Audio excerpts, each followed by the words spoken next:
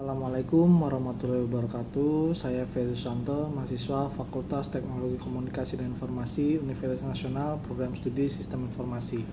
Kesempatan kali ini saya akan mencoba untuk menyelesaikan tugas 2 dari mata kuliah Enterprise Resources Planning mengenai resume pertemuan dari materi pertemuan ke-9 sampai dengan pertemuan ke-15.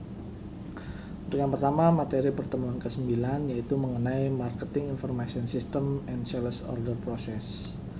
Perusahaan pertama-tama akan merencanakan mengenai barang dan jasa yang akan ditawarkan kepada pelanggan.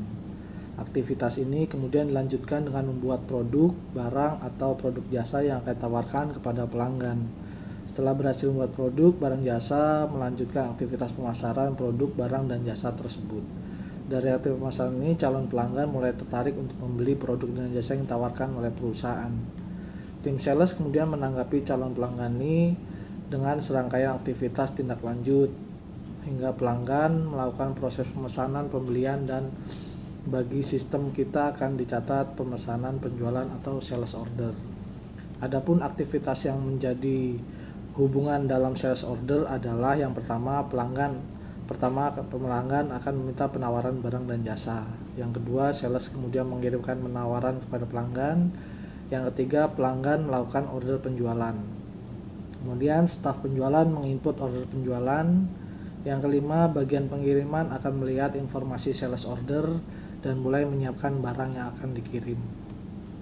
Kemudian selanjutnya keenam, bagian pembelian melihat informasi sales order untuk membuat perkiraan barang yang akan habis supaya menyiapkan order pembelian ke supplier. Kemudian selanjutnya bagian produksi melihat informasi sales order dan membuat perkiraan untuk melakukan produksi. Tahap selanjutnya bagian keuangan melihat informasi sales order untuk persiapan penagihan kepada pelanggan. Kemudian tahap terakhir bagian sumber daya manusia melihat informasi sales order untuk persiapkan komisi penjualan ke dalam payroll. Adapun dalam materi ke-9 ada studi kasus pada Fitter Snacker, di mana perusahaan yang memproduksi 2 snacker bars, yang pertama yaitu Energy A Advanced Energy dan yang kedua Energy B atau Bodybuilding Proteins. Perusahaan memiliki 2 divisi penjualan yaitu wholesale, di mana menjual kepada pihak distributor, dan yang kedua direct atau toko pengecer besar. Kemudian penjualan dari sales menawarkan diskon berdasarkan volume untuk mendorong order besar yang mana lebih efisien untuk diproses. Wholesale di sini harga tetap yang lebih rendah karena order yang besar. Adapun syarat pembayarannya yaitu terminate-nya 30, di mana customer menerima 2% diskon jika membayar invoice di dalam 10 hari. Jatuh temponya yaitu selama 30 hari. Sales quotation and orders. Sales quotation merupakan penawaran harga kepada customer dan sales order merupakan pesanan penjualan dari customer. Adapun dalam hal ini yang perlu diperhatikan adalah yaitu pertama pemberian diskon, yang kedua order tidak langsung dilakukan oleh setelah quotation diberikan, yang ketiga pertanyaan terkait dengan tanggal pengiriman pada saat melakukan order, yang keempat posisi kredit limit.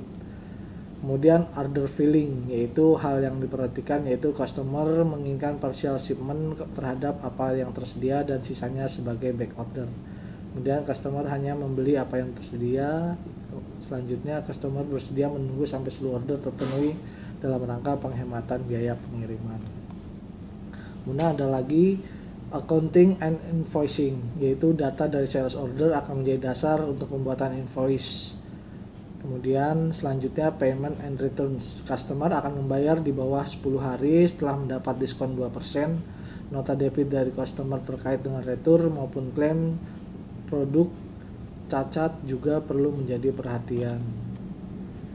Kemudian sales and distribution ERP. Sistem dapat meningkatkan proses terkait sales order dengan menggunakan database terpusat.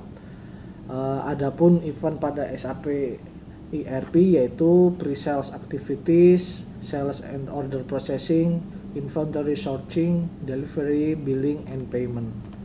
Pre-sales activity merupakan langkah pertama dalam SAP ERP yaitu aktivitas meliputi kegiatan marketing seperti menghubungi customer melalui telepon, kunjungan, atau surat menyurat. Sales order yaitu serangkaian aktivitas yang dilakukan untuk mencatat sales order. Kemudian proses flow merupakan inquiry, question tanpa referensi ke inquiry, sales order. Kemudian quantity contract and sales order dengan referensi ke kontrak. Kemudian selanjutnya sampai dengan ke tahapan billing dan payment. Kemudian pertemuan ke-10 dengan materi proses produksi dan SCM. Tujuannya adalah menjadwalkan produksi secara ekonomis sehingga perusahaan dapat mengirimkan produk kepada customer sesuai dengan tanggal yang dijanjikan, dalam arti yang paling efisien. Adapun 3 pendekatan dalam produksi yaitu make to stock atau MTS, make to order atau MTO, kemudian yang terakhir assembler to order. Tahapan production planning dan control yaitu ada RCCP yang menguji MPS, di mana RCCP ditampilkan pada suatu load profile untuk sumber daya kritis seperti tenaga kerja, mesin, peralatan, kapasitas gedung, kapasitas masuk dan sebagainya. CRP dalam penentuan kapasitas yang dibutuhkan sesuai hasil MRP. Kemudian adanya biasanya menjadi kendala adalah yaitu permasalahan komunikasi. Yang pertama masalah persediaan. Ini akan timbul ketika ada 2 order dalam jumlah besar yang tiba pada saat yang sama sehingga menyebabkan persediaan jenis tertentu habis seketika sehingga perlu segera diproduksi dan pengisian kembali. Yang kedua yaitu masalah akuntansi, dan yang ketiga itu masalah akuntansi dan pembelian. Kemudian selanjutnya untuk pertemuan ke-11 dengan materi sales and operation process. Di dalam materi ini terdapat aggregate planning atau SNOP. Pada ERP disebut sales and operation planning atau SNOP merupakan perencanaan jangka menengah yang di dalamnya mencakup jumlah produksi dalam unit agregat, kemudian kapasitas yang diperlukan, kemudian rencana tenaga kerja. Hasil dari aggregate planning yaitu penentuan kuantitas produksi dari regular time, overtime, dan subcontract time. Yang kedua penyimpanan persediaan. Yang ketiga kuantitas block stock out yang digunakan untuk menentukan bagaimana service level customer.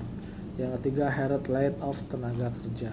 Yang kelima increase decrease machine capacity. Sales and operation proses di dalamnya menentukan bagaimana kualitas tidak mencukupi apa yang dapat dilakukan. Kemudian produksi dengan mengabaikan sales forecast, cash strategi, level strategi, mix strategi, dan mengkomunikasikan ketiga pendekatan seperti cash strategi, level strategi, dan mix strategi.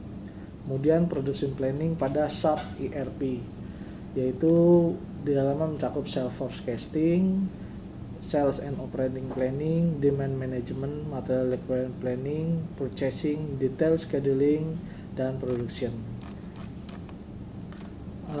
Selanjutnya di dalam forecasting, koreksi terhadap data histori menjadi sah apabila yang pertama produksi tidak dapat memenuhi demand sehingga data histori tidak mencerminkan kondisi yang sebenarnya.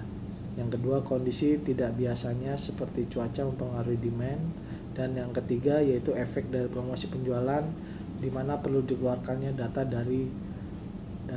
pada SAP sejumlah model forecasting adalah tersedia. Kemudian selanjutnya pertemuan ke-12 mengenai material requirement process. Di dalam tahapan ini terdapat sales and operation. Pada tahapan RCCP perlu diperiksa kelayakan dari rencana produksi dalam rangka memperhitungkan sumber daya yang terbatas, di antaranya lini produksi yang memiliki kapasitas terbatas. Kemudian ada pula demand management. Hasil dari sales and order process adalah production plan, di mana demand management menghubungkan SNOP dengan detail scheduling dan MRP melalui master production scheduling. Master production scheduling merupakan hasil disaggregate dari implementasi dari production plan. Kemudian bill of material yaitu digunakan untuk menghitung berapa banyak masing-masing raw material yang diperlukan dalam rangka memproduksi suatu produk jadi. Lead time untuk Purchase order, lead time meliputi yaitu waktu untuk yang dibutuhkan untuk supplier menerima dan proses order. Kemudian waktu pengeluaran stok, packing dan memuat ke truk dan pengirimannya. Kemudian waktu yang dibutuhkan untuk menerima dan proses penerimaan. Kemudian ada pula istilah load sizing yang merupakan proses menentukan produksi atau kuantitas order. Kemudian proses MRP yaitu untuk UTS membutuhkan langkah berikut, diantaranya konversi kuantitas MPS, kemudian kalikan batch dengan untuk menentukan gross requirement, kemudian mengurangkan kuantitas saldo dalam bahan baku realize untuk purchase order. Kemudian selanjutnya rencanakan purchase order dalam memperhatikan lead time. Kemudian schedule receipt yaitu PO yang telah sampaikan oleh supplier dan terjadwal untuk tiba pada tanggal tertentu. Proses MRP memperhitungkan plan order, dan kemudian plan order muncul di dua tempat pada catatan MRP, yaitu plan order release dan plan order receipt. Kemudian pertemuan ke-13 yaitu mengenai detail scheduling. Detail scheduling digunakan untuk menentukan sumber daya dan tanggal perkiraan waktu untuk melakukan operasi dengan mempertimbangkan adanya ketersediaan sumber daya dan produk. Scheduling terkait dengan balancing. Scheduling terkait dengan balance yaitu terdapat dua, yaitu long production run dan short production run, di mana long run mengurangi kehilangan kapasitas akibat setup peralatan dan mesin, sedangkan short production run di mana menghasilkan tingkat persediaan yang rendah. Adapun aktivitasnya yaitu scheduling di mana melepaskan dispatching operasi kepada sumber daya pada suatu tanggal tertentu. Kemudian rescheduling di mana mengirimkan operasi yang sudah terjadwal kepada tanggal dan waktu dengan sumber daya yang berbeda. Delocating ya adalah mengeluarkan operasi terjadwal pada jadwal sumber daya. Kemudian ada perbedaan antara discrete dan repetitif.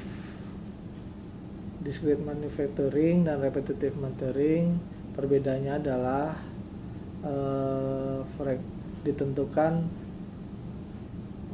discrete manufacturing ditentukan frekuensi produk, sedangkan dalam repetitive manufacturing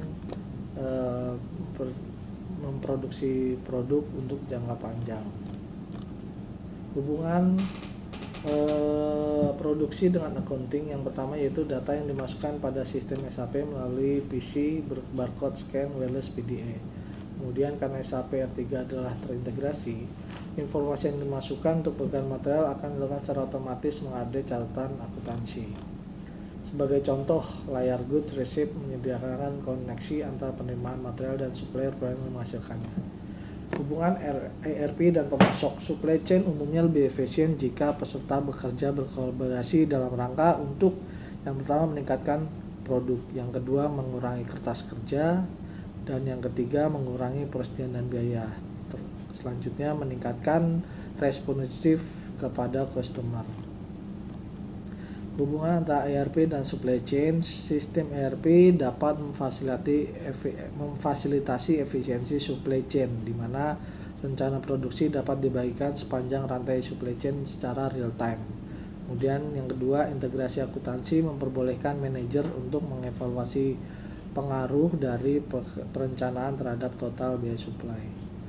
Kemudian dalam rangka mengukur kinerja rantai supply meliputi cash to cash cycle time, kemudian total SCM cost, initial fill rate, initial order lead time, dan on time performance. Kemudian materi selanjutnya pada pertemuan ke-14 mengenai accounting process. Accounting process yaitu aktivitas akuntansi yang umumnya diklasifikasikan terdiri dari akuntansi keuangan, akuntansi manajerial, dan akuntansi pajak. Akuntansi keuangan mendokumentasikan semua transaksi perusahaan yang memiliki pengaruh pada keuangan perusahaan dengan menggunakan dokumentasi transaksi untuk membuat laporan bagi investor maupun pihak luar. Kemudian contohnya adalah laporan keuangan yaitu meliputi neraca dan laba rugi. Kemudian neraca yaitu ringkasan dari saldo perkiraan atas kas piutang dagang, persediaan bahan baku dan bahan jadi. Kemudian contoh lainnya adalah laporan laba rugi yang menunjukkan pendapatan dan biaya laba rugi untuk suatu periode tertentu. Kemudian ada pula general ledger. Kemudian ada pula managerial accounting yang berkaitan dengan penentuan cost dan profitability suatu aktivitas perusahaan. Dengan tujuannya adalah akuntansi manajerial, yaitu menyediakan informasi terperinci untuk pembuatan keputusan, membuat budget, menentukan keuntungan dan rugi. Akuntansi manajerial menghasilkan informasi yang digunakan untuk manajerial dalam rangka mengendalikan aktivitas perusahaan sehari-hari dan membuat perencanaan jangka panjang dalam rangka pelaksanaan operasi yang akan datang. Adapun kebutuhan terkait dengan laporan akuntansi manajerial dapat berbeda antar perusahaan. Kemudian pertemuan ke-15 yaitu mengenai human resource process. Adapun fungsi human resource yaitu yang pertama menarik, memilih dan merekrut karyawan baru dalam rangka pengefektifan operasional kerja dengan menggunakan informasi dari lamaran, referensi, dan interview. Kemudian mengkomunikasikan informasi terkait dengan posisi baru dan merekrut melalui organisasi. Kemudian selanjutnya fungsinya adalah memastikan bahwa karyawan memiliki pendidikan yang sesuai dan sertifikasi untuk mengerjakan tugas mereka. Kemudian memastikan karyawan mengerti tanggung jawabnya terkait dengan pekerjaannya masing-masing. Kemudian tahap selanjutnya dalam rangka upaya mereview kinerja karyawan dan menentukan kenaikan gaji dan bonus. Kemudian mengatur gaji kesejahteraan tiap-tiap karyawan dan mengkonfirmasi benefit. Kemudian proses rekrutmennya terdiri dari tahapan yang pertama dari departemen mengajukan kebutuhan tenaga kerja ke bagian human resource untuk mengisi formulir lowongan meliputi informasi posisi jabatan, kualifikasi yang diperlukan, sifat jabatan, kapan dibutuhkannya. Berdasarkan informasi tersebut di atas, selanjutnya HR mengajukan kepada pimpinan perusahaan untuk mendapatkan persetujuan. Informasi kebutuhan diumumkan di internal agar karyawan yang diberi kesempatan untuk dapat mengajukan diri. Jika ada yang sesuai, maka posisi ditawarkan kepada calon eksternal. Surat lamaran dikelompokkan berdasarkan posisi yang dilamar. Berdasarkan spesifikasi pelamar, maka dibuat daftar kandidat potensial. Data terkait kandidat potensial difotokopi kemudian disampaikan ke departemen yang membutuhkan untuk direview. Kemudian tahap selanjutnya yaitu interview dan penerimaan. Dari pelamar potensial dipilih 3 calon, kemudian HR akan melakukan kontak dengan pelamar. Jika kandidat menerima tawaran interview, maka akan dijadwalkan pelaksanaan interviewnya. Bagian HR melakukan interview, kemudian supervisor departemen pemohon melakukan interview. Untuk jabatan yang lebih tinggi dapat diinterview oleh pimpinan manajer maupun pimpinan perusahaan. Sampai ke tahap selanjutnya, kemudian tahap ke dalam penilaian karyawan. Setelah melakukan tahapan wawancara, bagian HR setelah diterima oleh bagian HR dapat berkomunikasi dengan departemen terkait keputusan karyawan untuk memilih kinerja yang terbaik. Secara berkala dilakukan penilaian karyawan, kemudian penilaian tanda ulasan dan dokumen penilaian karyawan di file masing-masing, dan yang tidak sesuai maka juga untuk memperkuat mengapa PHK perlu dilakukan. Kemudian turnover. Biaya turnover dapat terdiri dari biaya rekrutmen, biaya orientasi dan training, biaya kerja di tahun awal karena karyawan masih proses belajar dan dalam tahap penyesuaian diri. Time management, waktu kerja diperlukan untuk menentukan upah karyawan dibayar per jam ataupun perhitungan lemburnya. Data yang terkait waktu kerja dibutuhkan terkait akuntansi biaya untuk mencatat waktu kerja yang ditempuh oleh karyawan. Kemudian tahapan payroll processing, yaitu proses penggajian dalam rangka upah Menentukan besaran upah yang dibayar harus dilakukan secara benar dan tepat waktu. Dan elemen pentingnya yaitu perhitungan upah, kesejahteraan, potongan jam sostek, dan perpajakan. Adapun travel management yaitu biasanya perusahaan akan banyak melakukan perjalanan dinas, maka pencatatan ini akan menjadi penting. PD membutuhkan approval reservasi kendaraan dan akomodasi. Perjalanan dinas membutuhkan perhitungan biaya perjalanan dinas. Dan perjalanan dinas menjadi informasi bagi bagian cost accounting dalam rangka pencatatan pembebanannya. Kemudian yang terakhir yaitu training development. Training development perlu dikembangkan dalam rangka untuk meningkatkan kemampuan kontribusi karyawan kepada organisasi. HR merencanakan dan menjadwalkan training dengan baik agar training menjadi efektif. Kemudian training development menjadi penting dalam rangka perencanaan pensiun, perencanaan karir, dan talent management. Dan dalam upaya juga development program dalam rangka melakukan rotasi kerja dalam suatu organisasi perusahaan. Mungkin kiranya sekian resume materi yang dapat saya sampaikan dalam mata kuliah Enterprise Resource Planning kali ini. Demikian dari saya, wabillahi taufiq walhidayah. Wassalamualaikum warahmatullahi wabarakatuh.